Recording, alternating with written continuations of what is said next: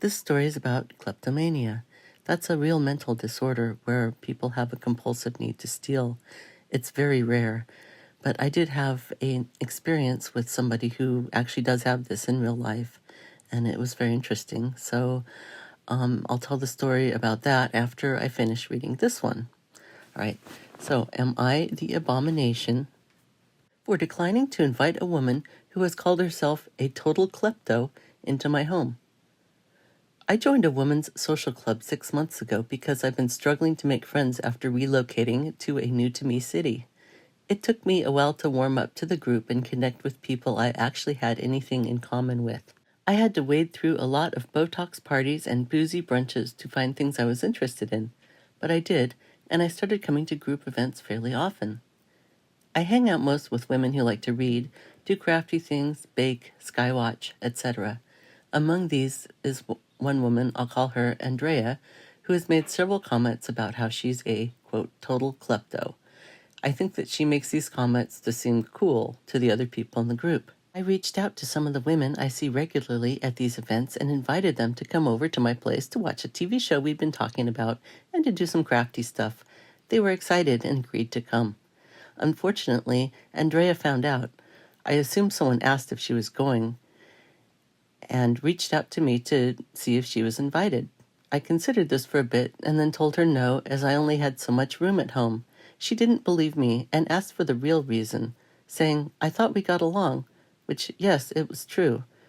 I told her I'm not comfortable inviting a kleptomaniac into my home, that I've worked hard to have the things I have, and it would be stupid for me to invite her knowing that she openly brags about it. She said, okay, very quietly, and then she said, you're painting me out to be some horrible criminal when you don't even know anything about me. I said that her being proud to call herself a klepto was all I needed to know. She said that I was high school mean girl and ableist. I'm unsure what the foundation for that statement is. This unfortunately spilled over to the group, which is very frustrating. But what has me the most surprised is that there are so many people defending her and telling me that I'm out of touch and take things too literally. Am I? Here's some of the comments. Not the abomination. Being a thief isn't the same as being a kleptomaniac or a klepto. One of the key factors of diagnosing kleptomania, which is a legit rare mental health disorder, is the roller coaster of emotions about the theft. A kleptomaniac will not tell virtual strangers that they have stolen because the shame is physically painful to them. Andrea is the ableist for rebranding kleptomania to justify her poor behavior. And the original poster says, I know that there are people who say they are being so OCD about something and they just mean they're being fastidious. I'm not well versed on kleptomania, but I thought her comment might have been along those lines. And the first commenter responds, it probably was, but it still makes her the ableist, not you. She's not a klepto, she is a thief, and a proud thief at that. She's also rude. When you said there wasn't room, she should have accepted that answer. She is not owed any entry to your property. And another commenter says, even if by some stretch of the imagination Andrea actually had a compulsive disorder that made her steal, it wouldn't be ableist to not want someone with such a disorder in one's home. Another commenter says, you don't get to announce that you poop uncontrollably, refuse to wear a diaper, and then be outraged when someone doesn't want you to sit on their couch. You're not refusing to spend time in this lady's presence. You're not refusing to go to her home or a coffee shop in her presence. You're just refusing to allow a thief with zero repentance to steal things from you. If she makes steps to treat her raging klepto via therapy, or makes a decision to not wear clothes with pockets, or to carry a clear bag and leave her bag at the door or something like that, that might be different. Another commenter says, that's right. Just getting to carry on doing crime that harms people is not a reasonable accommodation. That woman was voted not the abomination. And I agree with that.